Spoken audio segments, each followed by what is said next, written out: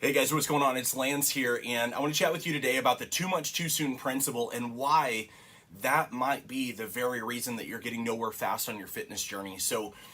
If you've had that issue where you have these great intentions, you start to set yourself up doing these new habits, meal prepping, planning and working out, setting up your gym equipment, the whole 9 yards, but yet you're finding yourself not following through long enough to either see results or long enough to keep the results, this video is for you for sure.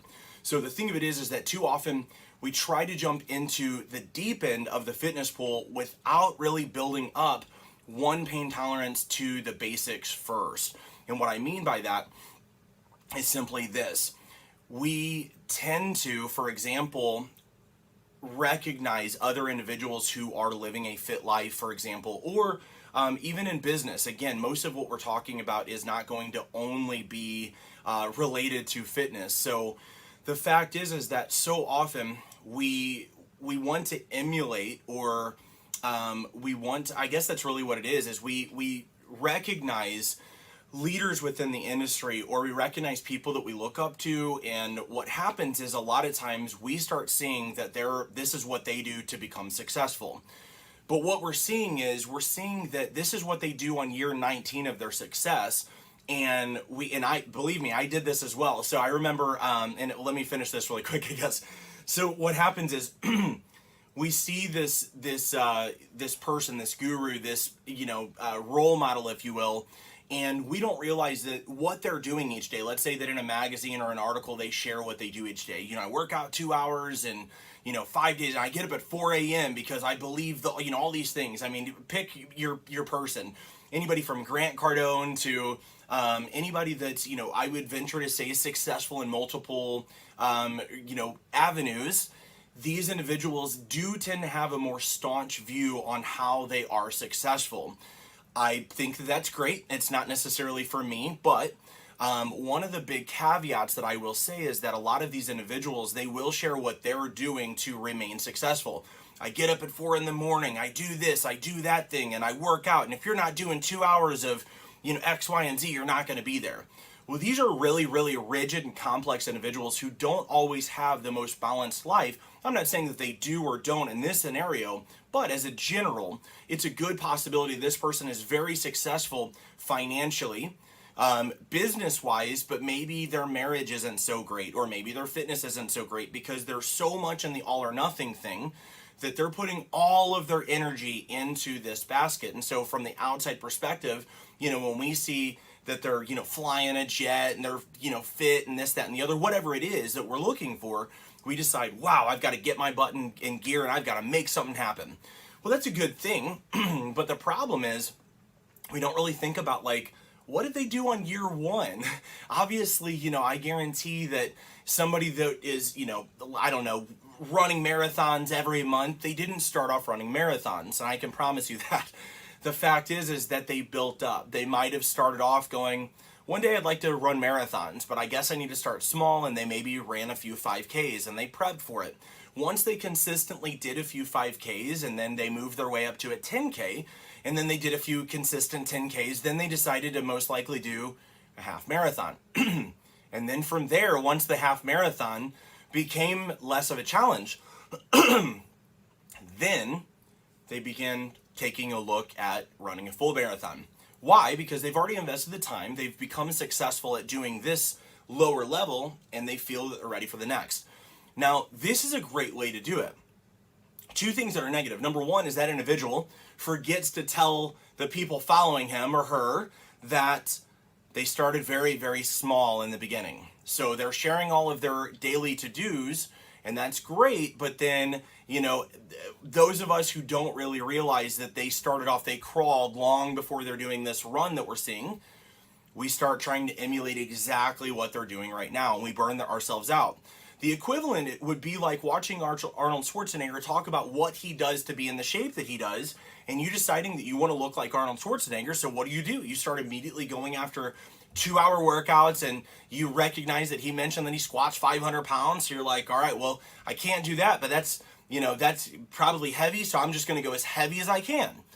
And the next thing you know, there's either injuries, burnout, fatigue, you end up causing yourself to feel like you just can't sustain this sort of thing. So the whole thing here is that we want to do is start small, not only for the habit's sake, but because your body and your mind haven't learned to progressively overload with mild pain, allowing what used to suck to no longer suck anymore. And that's just the bottom line here, is that progressive overload is something that is very relevant in fitness. And progressive overload is simply the fact that we start off at a certain level and we challenge that current level by a few different areas of stimuli. Now, again, if I overdo this for you, you're crazy sore, you feel like you've done something wrong, and you don't even want to come back to the gym. These are issues here. This is the too much too soon principle, where people are like, well, so-and-so lost so much weight, and this month I've got to lose more, and everybody wants instant gratification. And so this is where we find ourselves in the deep end of the pool, but we've not even really put our practice in the kiddie side of the pool. So too much too soon compels us to dive into the deep end of the pool. And again, this is why we get way too sore, way too burnt out, or just incredibly overwhelmed. Maybe you're not burnt out, but you're thinking, man, I'm getting these results and I have no clue how to keep this lifestyle up. Or this is something that I see so often. I'm getting fit, but I don't see my family. I'm getting fit, but I've had to leave work, or my boss just told me that I'm not really bringing the same effort that I was before. This is what I see a lot, where people end up doing the too much too soon thing, and they really didn't determine how to make this a long-term lifestyle, so they're just going hardcore nonstop. And this is great in theory, other than the fact that this is what leads to massive burnout. So we want to start small and focus on any new action that you want to become or make a habit, not rather than become a habit. And we want to make it simple. We need to make sure that it's attractive and that it's fairly similar to your current schedule and lifestyle. So what this means is that if you don't work out at all right now, and you're thinking about trying to, let's say that you know that I work out 5 days a week, so you think, oh well, if Lance does it, I've got to work 5 days a week. And then you jump in and you start working out for 5 days a week. Well, I usually do about 55 to 60 minutes for my workouts. Now, again, keep in mind, you don't work out at all right now. And now you've just heard me say that I work out 5 times a week for about 60 minutes. And so if you were to dive into that thinking that this is the way to do things, is it going to work as far as getting you some sort of results over the next 2 weeks? Yeah, you're probably going to drop some body fat. You're probably going to get some sore muscles. You might even notice that you feel decent. But then you're also going to notice, wait a second, it's like running a marathon when you've never even run a 5K. Your body's going to start hurting. You're going to start feeling overwhelmed and realizing that you're not prepared for the mission at hand.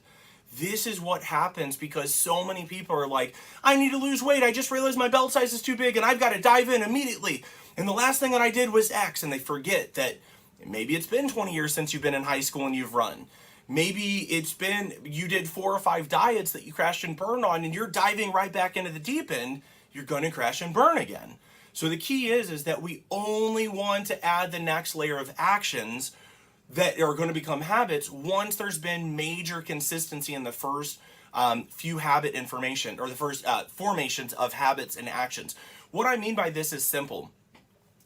You might be tempted to go work out 5 days a week, cut your calories like crazy, and to do all of this. As an example, I want to give you something that I've given so many people, and in fact, this has been one of the biggest things that I've heard people say that even have not worked in my program have said changed their lives. So the thing of it is, we use scaling goals to make sure that we don't do the too much too soon principle, or I call it a conundrum, but really this too much too soon conundrum, if you will, is really predicated on the fact that we are diving in without thinking about, well, do we need to still be a family member? Do we still need to work? Do we still need to get other things done? So we use a technique called the good, great, and awesome goal system. And this is something that I learned way back when related to business. But when I started looking into psychology and neuroscience, there were some things that we could extrapolate and use within fitness. So that's what we've done.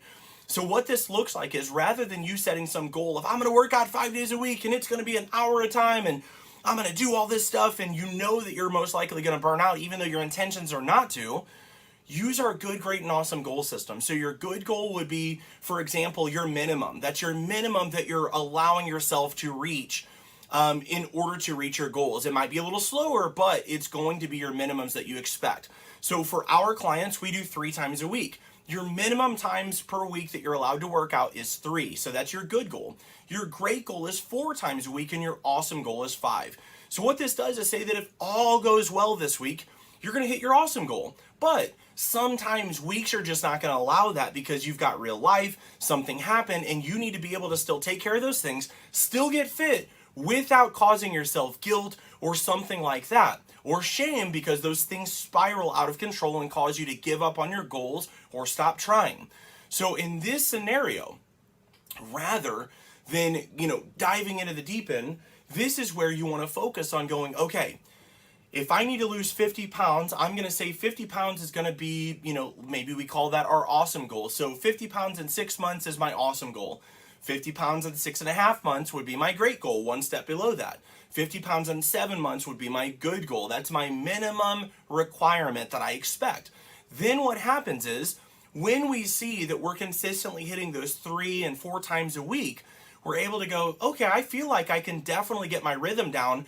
I can go for my awesome goal 5 times a week without feeling like I'm going to crash and burn, because I've already proven I've done consistently 3 and 4 times a week many, many times. So what normally we tell our clients is, if you've not been familiar with working out this much, then what I would say is just start off at your good goal. And if you are used to flaking out in the past, skipping workouts, missing stuff, or not staying consistent, then what I would want you to do is aim for 3 weeks total. Don't shorten this at all. 3 weeks that you're working out 3 times a week maximum. Don't even aim for 4, don't even aim for 5, aim for only 3. That is your minimum goal, but that is your goal. When you've hit this for 3 weeks and it feels comfortable, you've hit all 3 workouts all 3 weeks, then aim for either every week doing 4 workouts or every other week doing 4 workouts. Why? We're building up our practice. And the fact is that the practice that you're putting in is what's going to lead to great performance on game time, if we're talking sports analogies. So the fact is that what I want you to do is to stop diving into the deep end. Stop trying to emulate what I'm doing or somebody else is doing without understanding where they started. So I know that it might seem like, oh, this is going to get me slower results. I promise you, this is the fastest way to not only get great results, but the fastest way to learn the habits and the lifestyle that get those great results and allow you to keep them there for life. That's it. So use the good, great, awesome goal system. That's what we use to make sure that you're setting goals that have scaling range so that you're not trapping yourself and becoming a prisoner. Second, make sure that you're only adding to the next layer once you have very consistently mastered. Not just dabbled, but mastered in for 2, 3, 4 weeks, then go to the next level. The final thing I want to give you to make sure that you're not diving into the deep end too much too soon, excuse me, pardon allergies here, is to make sure that in the beginning, you also make sure you only set, an attempt to create maybe 2, 3 habits at most. So many of you guys, you don't track food, you don't work out, you don't, really pay attention to what you're doing fitness-wise until you're on a diet.